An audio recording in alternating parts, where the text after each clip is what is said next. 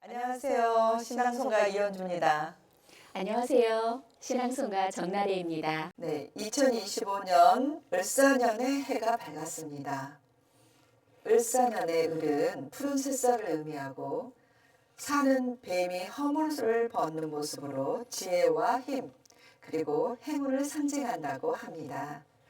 저희 하늘빛 도서관에서도 2025년의 새로운 변화의 시작으로 보이는 라디오 방송을 한 달에 2번 신앙성 그리고 시와 수필 소설에 대해 이야기 나눠보려고 합니다.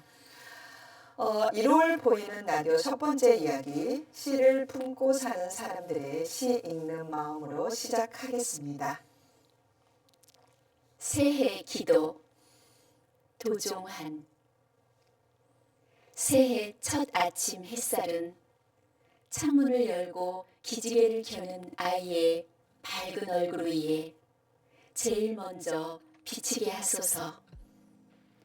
숲의 나뭇가지 하나하나에 햇빛이 골고루 내려앉듯 이 땅의 모든 아이들 빛나는 눈동자 위에 맑게 출렁이는 가슴 위에 빠짐없이 내리게 하소서. 골짜기 깊은 곳에도 손잡을 곳 하나 없는 바위 벼랑에도 늦가에 젖은 풀 위에도 아침 햇살이 환하게 번져가듯 그늘지고 가파르고 습한 곳에 서 있는 아이들에게도 생활의 햇빛이 따뜻한 걸음으로 찾아가게 하소서.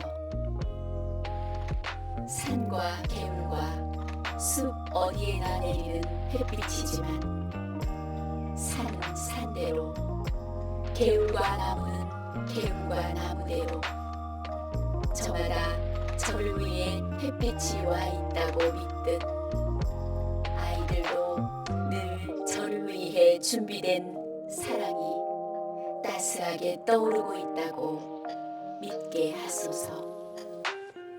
그 사랑과 따뜻함으로 아이들 몸에서 푸른 잎이 돋아나고 때가 되면 열매가 자라고 꽃이 피어나게 하소서.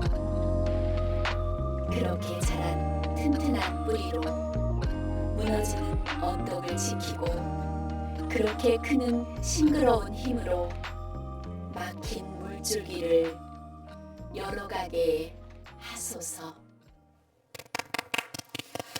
네, 골짜기 깊은 곳에도 손잡을 곳 하나 없는 바위 벼랑에도 늪가에 젖은 풀 위에도 아침 햇살이 환하게 번져가듯 희망을 갖게 하는 도종한 시인의 새해 기도였습니다. 우리나라가 많이 힘들고 있습니다. 국민들에게도 새해 기도가 잘 전달되어 청춘 같은 기운과 따스한 아침 햇살이 충만하길 바라봅니다. 오늘 시를 품고 사는 사람들의 시 읽는 마음에서는 가국렬 시인과 함께합니다. 안녕하세요, 가국렬 시인님. 네, 감사합니다. 안녕하세요. 네, 반갑습니다. 이런 자리가 처음이라서 어색할 수 있습니다. 평소 친한 친구와 차 한잔 마시며 이야기 나누는 마음으로 말씀하시면 자유로운 진행이 될 것 같습니다. 네, 차 한잔 하세요. 네, 감사합니다. 곽우결 시인은 한국문인협회 부천지부 회원이며 수필가시고 시인이십니다. 개간 일원으로 등단하셨고 차 한 잔의 사색, 뿌리를 찾아서 삶의 뉘앙스, 모닥불 외 다수의 책을 펴내셨습니다. 네, 그럼 시인이 시를 품고 생각하고 계시는 신앙성, 시인이 시를 품고 낭송을 하는 신앙성, 신앙송이란 무엇인가를 먼저 알아보겠습니다. 우리 시인님이 생각하는 신앙송이란 무엇이라고 생각합니까? 제가 생각하기는 시는 이 감성이거든요. 감성을 표현하는 건데 낭송을 통해서 시 작가가 쓴 것보다도 시를 돋보이게 하고 또 듣는 이 청취자라면 감성을 일으키는 그런 좋은 그 의미가 있습니다. 네. 감성이라고 말씀하셨거든요. 네. 네, 저희가 기본으로 생각하고 있는 그 신앙성의 3대 요소가 있습니다. 그 중에 하나가 감성인데요. 첫 번째가 신앙성의 3대 요소는 처음이 발음, 그 다음에 호흡입니다. 그리고 감성. 우리 선생님도 감성이라고 말씀해 주셨어요. 신앙송이란 무엇인가? 그럼 나레셉이 생각하는 신앙송은 무엇일까요? 네, 지금 시인님께서 너무 말씀을 잘해 주셨는데요. 네, 신앙송은 단순히 글을 읽는 것이 아니라 감정과 의미를 살려서 읽는 것이라고 생각합니다. 네, 시인의 의도를 리듬을 통해 전달하고 청중과 소통을 하는 거지요. 그리고 시를 잘 전달하기 위해서는 발음 또 속도 조절, 완급으로 조절할 수 있겠죠? 속도, 호흡, 그리고 감정 표현이 가장 중요하다고 생각합니다. 네, 역시 정나래 시 네, 하나 말씀하세요. 더 네, 남았어요. 좋습니다. 네, 그 시인이 쓴 시를 낭송가가 낭송자의 해석에 따라 시가 낭송이 달라질 수도 있습니다. 네, 그렇지만 시인의 손을 떠난 시는 이미 독자의 것이기 때문에 저는 괜찮다고 생각합니다. 네, 물론 약간의 이제 차이가 있죠. 이제 저 같은 경우에는 신앙송의 3대 요소 안에서 정나래 선생님이 리듬이라고 말씀하셨듯이 이제 은유를 넣어서 작곡을 해서 노래로 이제 목소리로 불러내는 건데 이제 저는 가끔 신앙송 하는 사람들에게 묻습니다. 신앙송이 뭐예요? 신앙송이란 뭐라고 생각하세요? 그러면 신앙송을 하는 사람들이 당황해하거나 또는 한참 생각하는 분도 있고 신앙송이란 표현이다, 예술이다, 노래다 등등등 이렇게 말하는 사람도 있어요. 이렇게 이제 너무 또 길게 말하는 사람도 있는데 제가 함축해보세요라고 하면 그나마 이제 이렇게 말씀하신 분들은 좀 잘했다고 보여집니다. 저는 너무 길게 했네요. 그래서 이제 보통 시인분들도 그렇게 말씀하셔요. 그러면 너무 복잡하고 너무 길고 다 맞는 말씀이에요. 근데 어떻게 하라는 거지? 라고 이제 그런 생각들을 하시길래 제가 이제 생각한 거는 만들어낸 거죠. 신앙성의 3대 요소는 발음, 첫 번째가 발음이다. 두 번째가 호흡이다. 어떤 악기를 하든 뭘 하든 호흡이 돼야지만이 그 감성이 살거든요. 네, 그 호흡으로 감정도 살리고 그러면 이 세 가지만 잘하면 될 것 같다 해서 신앙송의 3대 요소는 발음, 그다음에 호흡, 감성 이렇게 이제 제가 만들어낸 거고. 이거 현지 쌤이 만들어내셨군요. 네. 몰랐습니다. 네, 그리고 저는 그래서 신앙송을 하는 사람들에게 가장 먼저 가르치는 게 있습니다. 우리 방송을 청취하시는 분들도 시를 낭송하고자 하시는 분들도 귀담아 들으면 좋을 것 같습니다. 신앙송을 하는 사람들에게 제일 첫 페이지 공책이든 책이든 맨 앞장에다 적으라고 합니다. 신앙송이란 무엇인가? 신앙송이란 시라는 가사에 은유를 넣어서 훌륭한 클래식 악기 한 편을 연주하듯 목소리로 불러내는 것이다 라고 제가 말합니다. 그래서 낭송을 하는 사람들은 이 정도의 말은 할 줄 알아야 된다. 미스터 트롯이나 현역과학 같은 거 보시나요? 가끔 봤습니다. 그렇죠. 우리 시인님께서는 고개만 끄덕한 거 보니까 안 보시는 거예요. 그 미스터 트롯 이런 거 볼 때 마스터들이 얘기합니다. 노래를 정말 멋지게 불렀는데 마스터분이 뭐라고 말씀을 하시냐면 누구 씨는 정말 한 편의 클래식 한 편을 감상한 것 같았다라고 얘기합니다. 그럼 왜 그러겠어요? 그 속에는 눈짓, 몸짓, 표현 그런 어떤 또 감성, 목소리 이게 다 들어가 있었던 거예요. 그래서 노래를 불렀지만 클래식 악기를 감상한 것 같았다고 한 거예요. 저희도 마찬가지인 거예요. 이 시 한 편을 낭송하기 위해서는 정말 시를 살리면서 내 목소리를 보다는 시를 살리면서 그래서 나를 죽이고 시를 살리면서 한 편의 정말 클래식 악기 연주를 한 편을 감상하듯이 연주하듯이 목소리로 불러내야 된다고. 그런데 여기서 궁금해진 게 있어요. 네, 말씀해 주세요. 그렇게 하려면 신앙송을 얼마나 공부를 해야 그렇게 될까요? 악기 한 편을 배운다고 했죠. 모든 음악의 악기는 이제 시작을 하면서 3년이 기본 조금 기본 조금 3년 기본입니다. 5년 정도 하면은 이제 조금 합니다요. 10년 정도 그 악기를 하면 이제는 조금 잘합니다 라고 말을 해야 됩니다. 그런데 어떤 분들은 신앙송은 내가 글로 읽기만 하면 되는 줄 아는 거예요. 네. 이 악기 한 편을 클래식으로 정말 멋지게 시를 살리고 나를 죽이고 시를 살리려는 이런 책임감으로 한다면 저는 최소 5년, 10년은 해야 된다라고 보고 있고 당연히 그래야 된다라고 얘기를 하고 있습니다. 네. 네, 우리 선생님도 그렇게 생각하실까요? 네, 저는 동감합니다. 네, 감사합니다. 제가 또 한 말씀을 올리면은 네네네. 이 선생님 말씀대로 좋은 시를 써야 되는데 그게 실제로 갑자기 생각하면 안 되거든요. 결론적으로 좋은 시를 쓰려면 우선 영감이 떠올라야 돼요. 네. 영감이 있어야 되고 시인은 언어의 창조자라고 그러거든요.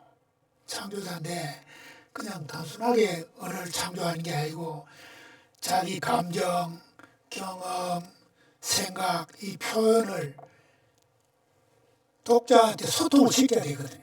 네. 소통을 시키려고 하니까 맞습니다. 좋은 시를 쓰려면 우선 어휘라든지 음성, 네. 형상, 어조 이런 것이 전부 다 간단하면서도 감흥을 일으킬 수 있는 맛과 깊이가 있어야 됩니다. 그래서 그게 실제로 어렵거든요. 그래서 오늘 이 자리를 마련해 주는데 감사드리고 또 많은 걸 또 느끼게 됩니다. 느끼고 네. 좋은 시를 써야 안 되겠느냐. 네. 한층 책임감이 갑니다. 네네. 감사합니다. 그럼 이제 저희가 오늘 준비한 가국열 시인의 산수유라는 시를 가져왔습니다. 시인님, 이 산수유라는 시는 어떻게 탄생하였으며 시의 내용이 무엇인지 알아보고 또 신앙송 이야기를 이어가겠습니다. 제가 이 산수유는 제가 등산을 좋아합니다. 네. 이 소래산에 가면은 오르면은 그 산 오르면 주변에 그 산수유가 많이 있어요. 그래서 제가 겨울 등산하면서 마침 그 산까치가 그 꽃나물이 터지는 거기 앉아 있는 걸 오르고 가는 걸 보고 제가 우선 직감적으로 그걸 영감을 얻었어요. 얻어가지고 산수유를 보면은 가장 이른 봄에 꽃을 피워가지고 또 결실은 모든 낙목공산식으로 모든 것이 잎이 떨어지고 그 열매가 파랗게 익어가지고 있는 그런 게 이 산수유가 결과적으로 제가 우리 인생과 같구나. 그래가지고 가장 일찍이 꽃을 피우고 가장 늦게 열매를 터뜨려가지고 그것도 그 열매를 자연에 환원하고 베푸는 그러한 힘이 있어가지고 제가 우리 노년의 삶을 좀 보람있게 해야 안 되겠느냐 이래가지고 이제 사계절 그 시 내용에는 원형이정이라고 봄, 여름, 가을, 겨울이 내용을 다 함축시켰습니다. 그래가지고 그 내용을 담았는데 뭐 다소 미흡한 점이 있습니다만은 또 외독해 주시고 이래가지고 제가 더 앞으로 좋은 시를 써야 되겠느냐 이런 생각을 하고 있습니다. 그러니까 산수유라는 시 속에서는 봄도 있고 여름, 그다음에 가을, 겨울 이렇게 흐름이 이어졌다. 이런 말씀을 하신 거죠. 네, 어떤 시인도 보니까 어떤 시 제목을 찾기 위해서는 많은 여행을 떠난다고 하더라고요. 우리 나리 선생님도 동시 작가인데 여행에서 많이 또는 자연에서 많이 네, 맞아요. 네, 그렇죠. 훌쩍 떠났다 오면 네. 네. 이렇게 영감이 떠오르는 거죠. 그러면은 나르쌤은 혹시 산수유꽃을 알고 있나요? 산수유꽃 현주쌤은 모르세요? 모르세요? 저는 이제 어렴풋이 알고 있거든요. 그래요? 혹시 생강나무 꽃과 좀 헷갈리시는 거 아닐까요? 생강나무랑 네. 엄청 많이 헷갈렸어요. 산수유는 이른 봄 정말 지금 봄이 왔나 싶을 때 밖에 나가 보면 요즘에 공원에서 되게 많이 만나요. 네. 길가에도 그러면 정말 이렇게 폭죽처럼 생겼어요. 폭죽처럼? 너무 예뻐요. 노랗게 피는 꽃 항상 저는 처음 만나면 꽃에 가서 인사를 합니다. 네. 안녕 하고 첫 만나는 저도 이제 산수유꽃에 대해서 이제 좀 알아봤는데 네. 약간 모양은 굉장히 개나리 색깔의 네. 노라면서 우선 모양이고 네. 그다음에 이보다는 꽃이 먼저 네. 피는 그리고 난 다음에 나중에 빨간 열매까지 네. 굉장히 정말로 우리 시인님께서 왜 이 산수유라는 시를 가지고 지었는지를 알 수 있을 정도로 꽃의 그 변화가 있습니다.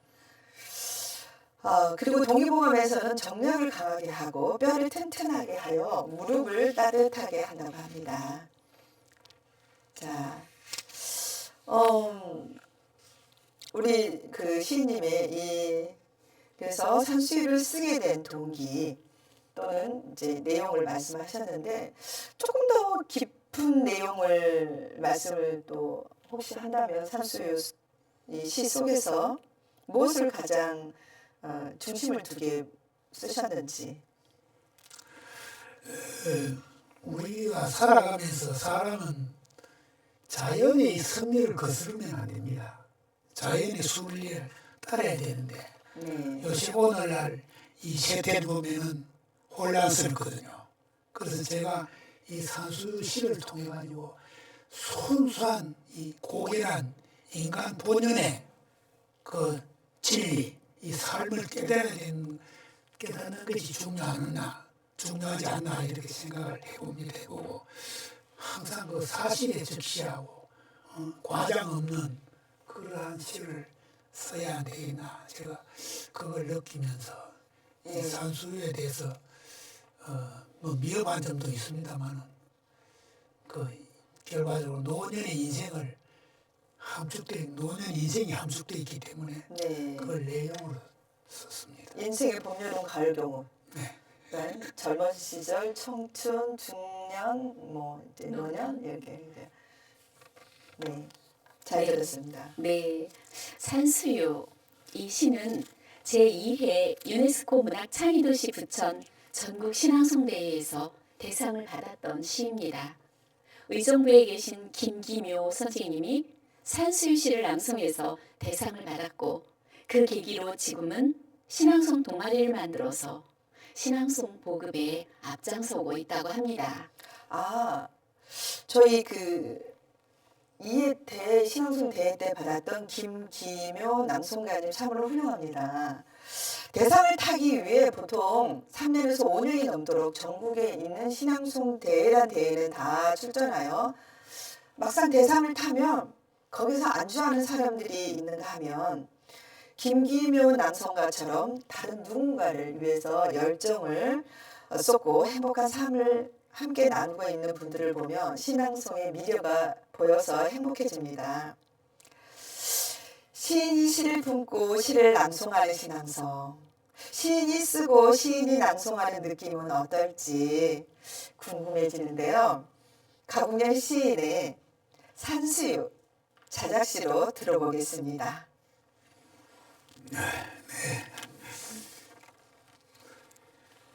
산수유 아직 바람 끝이 매운데 하얀 눈서리를 입어서 산까치가 흔들어 놓고 간 가지마다 이슬 머금은 샛노란 꽃망울을 키우는 것은 천연한 사랑의 표상이요 가장 먼저 꽃들 피워 화신을 마중하는 봄바람의 향기요 순정의 그리움입니다. 한여름 찌는 듯한 삼복의 무더위를 인내하고 긴 장마 천둥을 이겨낸 꿋꿋한 기상은 역경을 헤쳐나간 청춘의 기백이요 푸르고 맑은 설기였습니다. 소설바람에 가랑잎 떠나보내고 먼 하늘 우러러 별을 헤며 외로운 가슴 안고 빨갛게 익어가는 것은 모진 세파를 헤쳐낸 어연한 고절이요 내 시온을 불태우는 거룩한 성화입니다.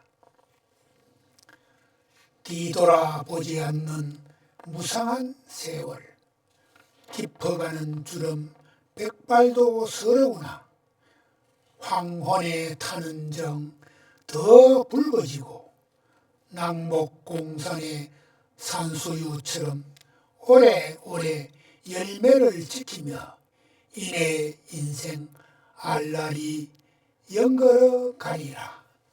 네. 네, 잘 들었습니다. 너무 낭송을 잘하시는데요. 정말 이제 우리가 이렇게 시인분들이 낭송할 때 보면 시를 너무 잘 써놨는데 낭송을 하신다고 하는 기회가 시인분들이 많은데 그러면 발음이 제대로 안 들리니까 무슨 시를 하는지 도대체 알 수가 없는 경우가 많은데 우리 선생님 발음 너무 좋은 거 같아요. 네, 네, 또랑또랑하게 네, 아주 발음 잘 너무 보셨어요. 좋습니다. 네, 가장 기본적인 발음을 이제 두 번째 호흡하고 이제 감성에서 이제 조금 이거는 이제 누구나가 네. 숙달이 돼야 되고 뭐 3년 이상해도 잘 안 되는 거죠. 네, 호흡이 가장 어렵다고 해요. 네. 제가 이현주 선생님한테 많이 배웠는데 아직까지 멀었어요. 아직 첫걸음 넘고 있고. 네. 나른 선생님께서 생각하는 이제 이렇게 시를 듣다 보니까 봄, 여름, 가을, 겨울이 있거든요. 1, 2연은 이제 봄을 나타냈고 3연은 여름, 4연 가을, 5연은 겨울을 나타냈습니다. 우리 나래 선생님께서 이제 보시기에 봄 부분에 대해서 어떤 부분이 낭송에 조금만 더 도움이 됐으면 좋겠다는 생각이 있으셨나요? 네, 먼저 굉장히 잘하셨어요. 네, 편안하게 또 시작을 편안하게 열어주셔서 1년을 편안하게 시작을 하면서 잘하셨어요. 그런데 봄 하면 굉장히 막 싱그럽잖아요. 뭔가 막 모든 만물들이 다 깨어나도 생동하는 그런 봄이라서 봄은 조금 더 나의 기분도 좀 생기 있는 마음을 가지고 낭송을 하면 그냥 지금 하신 게 신앙송가가 아니시니까 네, 다 똑같았거든요. 그래서 연별로 봄은 조금 생기롭게 생기 있는 마음을 가지고 통통통 튀는 마음을 가지고 낭송을 해주셨으면 하는 바람이 있었어요. 근데 굉장히 잘하셨어요. 네. 1년에서 천천히 차분하게 열어주셨으니까 2년은 조금 호흡을 가지고 조금 포즈도 좀 두고 뒀다가 이렇게 강조하고 싶은 곳 앞에서 포즈를 두면 더 좋을 것 같아요. 네. 네, 감사합니다. 그래서 1년, 네. 네네. 말씀하셔도 됩니다. 네. 그렇게 해서 조금 연마다 감정을 조금 다르게 하면 전체적으로 이게 똑같지가 않고 좀 다르게 네, 될 것 같아요. 선생님은 그렇게 말씀하셔도 나는 다르게 한 것 같은데 라는 생각이 들죠. 네, 맞습니다. 제가 잘한다고 했는데 하셨어요. 아직까지 이제 첫걸음이니까 그래서 네. 이렇게 나리 선생님처럼 이렇게 하면 좋을 것 같아 했는데 나는 분명히 했는데라고 하는 경우가 남성가들도 너무 많습니다. 너무 많아요. 그래서 그러니까 이제 나래 선생님의 말을 빌려서 제가 조금 표현을 하자면 이제 처음에는 편안하게 열어갔다고 했잖아요. 그리고 산같이도 와서 놀고 이슬 머금은 샌나라 꽃망울을 피웠잖아요. 그럼 마음이 굉장히 행복해져야 돼요. 그래서 이슬 머금은 샛노란 꽃망울을 틔우는 것은 하면서 굉장히 행복한 표정을 짓고 그 다음에 천연한 사랑의 표상이요. 가장 먼저 꽃을 피워 여기서 가장 중요한 게 화신이에요. 이 행에서. 그래서 화신은 반드시 누구를 마중하냐면 화신을 마중하는 거예요. 그래서 가장 먼저 꽃을 피워 화신을 마중하는 이제 봄바람이니까 좀 굉장히 또 시원해야 됩니다. 봄바람의 향기여 순정의 그리움입니다. 이런 표현을 하셨으면 좋겠다는 그런 얘기가 너무 봄의 많아요. 전령이지. 그렇죠. 봄에 전령. 그런 말씀을 나래 선생님이 하시는 것 같아요. 그리고 이제 생기 있게. 그렇죠. 그래서 여름, 자, 여름을 한번 얘기해 볼까요? 아, 여름이요? 여름은 조금 지치잖아요. 덥고 습하고 하면 저는 힘들더라고요. 시인님 여름 잘 지내시나요? 그 여름이 좋다고 하시는 분도 계시더라고요.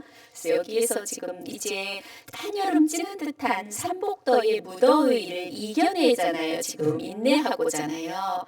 그래서 그런 힘든 과정을 견뎌내는 거라서 조금 더 강하게 좀 강하게 표현하면서 이거를 힘든 걸 이겨내는 그리고 나서 2년까지는 그렇게 아니 3년의 이행까지는 그리고 난 역경을 헤쳐났으니까 얼마나 기쁘겠어요. 그렇죠. 기쁜 마음으로 마음을 기쁘게 하면 기쁘게 표현이 되거든요. 말이 표현이 그렇게 되거든요. 그래서 그렇게 하시면 삼행 사행을 그렇게 편안하고 기쁘고 행복하게 하시면 어떨까 하는 생각을 했습니다. 그래서 이제 사연에서 이제 그 강한 거는 강하게, 부드러운 건 부드럽게 네, 이렇게 이제 그렇죠. 하는 이런 말씀인 거죠. 네, 시어에 따라서 시어가 네네네. 조금 거칠면 그래서 긴 거칠게. 장마 천둥을 이겨냈잖아요. 그래서 천둥을 살리라는 이 말씀인 것 같아요. 그래서 천둥을 이겨낸 꿋꿋한 기상이기 때문에 이거는 진짜 힘차게 꿋꿋한 기상은 역경을 헤쳐나간 무엇이냐면 청춘의 기백이니까 또 이게 힘차게 갑자기 그런데 역경까지 같이 힘이 가버리면 안 되겠죠. 그래서 청춘보다 역경을 어떤 거를 살릴 것이냐를 봤을 때 청춘이 더 낫거든요. 그래서 청춘을 받쳐주는 건 역경을 헤쳐나갔기 때문에 청춘의 기백이 나왔단 말이에요. 그래서 역경을 헤쳐나간 청춘의 기백이요. 그 다음에 푸르니까 이제 행복해지는 거예요. 푸르고 맑은 슬기였습니다. 이런 말씀인 것 같아요. 그 다음에 바람은 시원하게. 그래서 이거는 이제 강함이 없잖아요. 그래서 소술 바람에 가랑을 떠나보내고 먼 하늘 우러러 별을 헤며 이제 애롭게 하고 그 다음에 여기에선 마지막은 내 시혼을 불태웠으니까 좀 끊어줘야 된다. 그래서 거룩한 승화 이제 이루어졌잖아요. 그런데 여기서 같이 가버리는 것보다는 내 시혼을 불태우는 거룩한 승화입니다. 네, 이렇게 하는 말씀인 것 같아요. 네. 그럼 마지막에 마무리는 이제 어떻게 됐을까요? 네. 이 시에서도 시인이 시를 쓸 때도 기승전결이 있잖아요. 그래서 이 낭송할 때도 마찬가지예요. 이제 아까 처음에 편안하게 시작을 했고 안에서 막 뭐 격동의 순간들도 있었어요. 막 파도도 치고 바람도 불고 끝에 끝날 땐 또 다시 잔잔해져서 네 여기 편안하게 다시 이렇게 와야지 돼요. 네. 그래서 뒤돌아보지 않는 무성한 세월 깊어가는 주름. 네. 좀 뭐라고 해야 될까요? 모든 걸 다 초월한 거죠. 내려놓고. 네. 그러면서 인생의 행복한 것 같죠? 행복하셔요. 지금 그래서 보면 역시 색시의 빨간 거는 정열이 있고 아직도 힘이 있고 네. 여유가 있고 네. 그래서 여기 편안하게 남은 내 인생 아라리 연그러 가리라. 네네. 이렇게 마무리를 잘 하시면 네. 좋을 것 그래서 같습니다. 가장 중요한 게 오래오래 열매를 지키며 네. 네. 이내 인생 아라리 영그러 가리라. 그런데 이제 선생님께서 좀 이 부분에 좀 다루기 좀 안 좋았던 부분이 하나 있죠. 예. 네, 아라리 여기서 알라리라고 말씀하셨죠. 사투리 음악이 해가지고 네네네. 근데 제가 이제 또 하나를 좀 발견한 게 있어요. 선생님 뭐냐면 한 단어로 가야 될 거를 띄는 경우가 되게 많았죠. 네. 나지 선생님 어느 부분이 좀 그랬던 것 같아요? 거룩한 승화 이런 것도 그렇고요. 그렇죠. 네, 거룩한 승화가 아니라 거룩한 승화로 같이 해주셔야 되고요. 네, 그런 것들은 자꾸 하다 보면 되는데 시인님께서는 오늘 낭송을 그렇죠. 처음 하셔서 네. 그런 그런데 것들은 이제 우리가 그렇게 시인만 중요하지. 생각한 게 아니고 다른 분이 이 산수유라는 시를 낭송을 했을 때 또는 시낭송을 처음 접한 사람이 이거를 낭송을 했을 때 이렇게 해야 된다는 그런 메시지가 더 큽니다. 네. 우리 시인님께 말씀드린 것보다는. 네. 네. 그런데 이제 저는 보면은 사연에 보면은 이 소술바람이 와야 되는데 소술에서 끊으셔요 살짝. 네, 그리고 그냥 떠나 보내야 되는데 떠나서 살짝 가기 싫으신 것 같아요. 그래서 소슬 바람에 이런단 말이에요. 소슬 바람에 이렇게 가야 되는데 소슬 바람에 정말 미미하다고 생각이 들 수도 있지만 이건 악보란 말이에요. 악보. 그러면 작곡을 해야 되는데 이 정도는 있잖아요. 이게 16분음 표냐 8분음 표냐 이렇게 생각을 했을 때 이게 지금 선생님께 이게 지금 8분음표로 확 가야 되는데 16분음표로 확 가야 되는데 약간 8분음표 정도 간단 말이에요. 그럼 이것도 한마디 안에 4분 3박자면 4마디 안에 들어있어야 되는데요. 이거 그러면은 8분 10표가 들어있는 거랑 마찬가지입니다. 그래서 한 단어로 가야 될 단어를 끊는 경우가 또 어디가 있었냐면 그냥 뒤돌아보지 않아야 되는데 뒤돌아보지 않네 이렇게 말씀하셨단 말이에요. 그러니까 원래 본인들은 모릅니다. 저도 모릅니다. 나중에 이제 듣고 알게 됩니다. 그런 부분들이 있었고요. 그 다음에 사면에 보면은 긴 장마 천둥을 이겨내 꿋꿋한이라고 말씀하셔요. 꿋꿋한이라고 말씀하셔야 되거든요. 네. 그래서 이거는 우리 시 낭송은 변한 발음이 있어요. 그 변한 발음으로 낭송을 이제 많이 해야 되는데 많은 그 시인분들이 시인분 굉장히 훌륭한 그 시를 작품을 이제 한 편을 낭송을 할 때 항상 그런 부분에서 시가 약간 흔들려 버립니다. 그러면은 노래처럼 흐름에 타서 이 낭송을 해야 되는데 이런 부분 또 끊지 말아야 될 부분이 있으면은 가다가 뭐 이렇게 삑사리 난다고 해야 되나요? 그런 부분이 있는 거나 마찬가지예요. 그래서 감정을 잡으려고 할 때 그래서 전달이 이제 좀 덜 되는 거죠. 말은 잘 알고 있었잖아요. 전달을 해야 되고 뭐 독자한테 뭐 연결을 해야 되고 하지만 근데 왜 그런 게 안 되는지를 몰랐던 거죠. 그래서 저희가 이제 이런 부분 그다음에 신앙송은 또 이런 부분에서 굉장히 또 정말 100% 달라진다라는 이야기를 하고 싶어서 이런 이제 시낭송 또 이런 방송을 하게 되었습니다. 자 그러면 그래도 우리 시인님께서 나는 선생님 가장 잘했던 부분은 아까 말씀하셨지만 또 어떤 부분이 가장 잘했다고 또 생각이 들었을까요? 네, 저도 보통 어떤 문학회나 이런 곳에 가면 시인들이 자작시를 낭송을 많이 하세요. 그러면 단어가 잘 안 들려요. 무슨 맞아요. 말인지 맞아요. 안 들리는데 지금 곽우결 시인은 지금 다 들렸어요. 발음이 네. 아주 낱말이 다 들어와요. 굉장히 그게 크게 가장 잘하신 거죠. 네, 그게. 굉장히 그것도 네. 가장 잘하셨지만 발음. 그렇게 하시는 시인이 많지 않아요. 네. 네, 되게 잘하셨습니다. 우리 기본적인 신앙송의 기본 발음을 가장 잘하셨다고 말씀해 주셨습니다. 자 그러면 오늘 가국열 시인의 산수유를 전체적으로 다 이제 보면서 여러 가지 이야기를 나눠봤습니다. 오늘 이제 방송을 하면서 또 우리 시인님이 시를 하면서 시인님은 자, 어떤 또 마음과 어떤 생각이 들었을까요? 예, 조금 전에 그 정나래 선생님이 과찬을 해주시는데 실제로 제가 시를 쓰고 낭송하는 게 정말 중요하구나 그걸 많이 느꼈습니다. 그렇죠. 오늘 제가 시를 낭송했지만은 이 가락의 맛과 깊이를 제대로 나타내지 못했어요.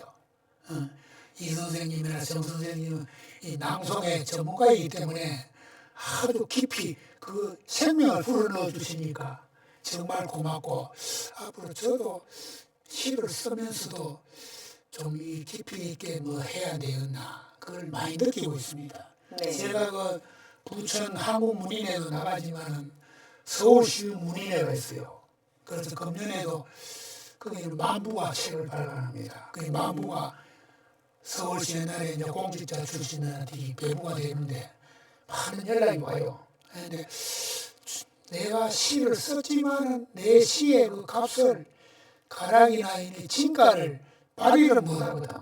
그래서 뭐 낭송가를 통해서 이는 나가면은 네. 아 진짜 감명을 안 받겠나 이런 네. 생각을 많이 느낍니다. 그래서 항상 고맙게 생각을 하고 있습니다. 네. 네. 끝으로 우리 나래 선생님 오늘 방송을 하면서 또 느낀 점이 있으면 한 말씀 해주세요. 네, 많은 것을 느꼈지만 아까 이 시를 산수유 시를 말씀하시면서 이 시를 쓰실 때 어떤 노년의 삶을 좀 의미 있게 사셔야 되겠다는 그런 마음을 가지셨고 또 모든 걸 자연의 섭니다 이런 말씀도 하셨어요. 그래서 그런 지금 산수유 시를 통해서 그 곽유열 시인의 어떤 철학 이런 것들을 조금 알게 된 것 되네요. 같아요. 네, 그래서 굉장히 좋습니다. 네. 네. 지금까지 부천 하루비 도서관 스튜디오에서 2025년에 새롭게 시작한 보이는 라디오 첫 번째 이야기, 시를 품고 사는 사람들의 시 읽는 마음을 마무리하겠습니다. 다음 방송은 보이는 라디오 두 번째 이야기 박희주 소설가와 함께합니다. 시를 품고 사는 사람들의 글 읽는 마을이라는 타이틀로 1월 넷째 주에 찾아뵙겠습니다. 시인님 그리고 나래쌤 함께라서 행복했습니다. 네, 고맙습니다. 네, 감사합니다. 네, 끝으로 김송숙 낭송가의 음성으로 곽웅열 시인의 산수유를 들으면서 보이는 라디오 시를 품고 사는 사람들의 시 읽는 마음 방송을 모두 마치겠습니다.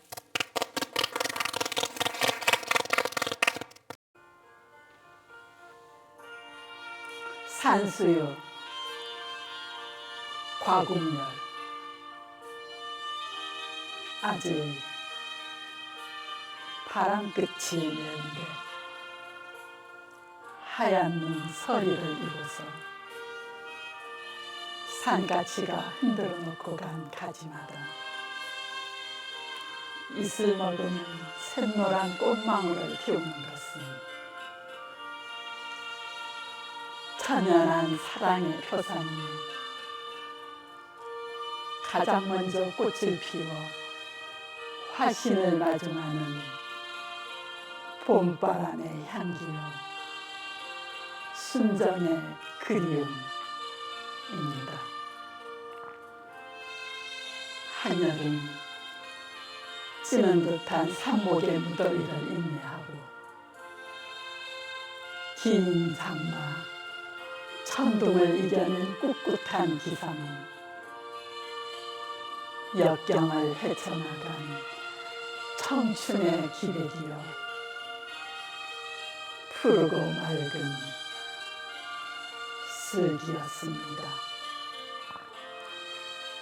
소슬바람에 가랑이 떠나보내고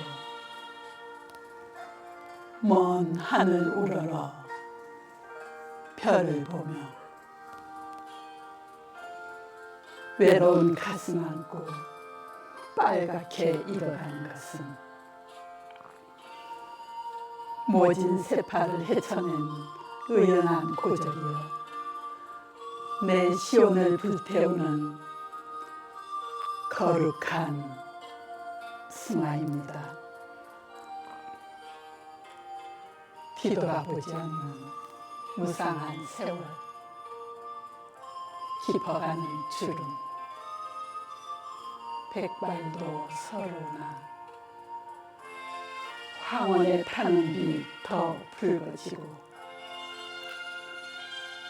남목 공산의 산수유처럼 오래 열매를 지키며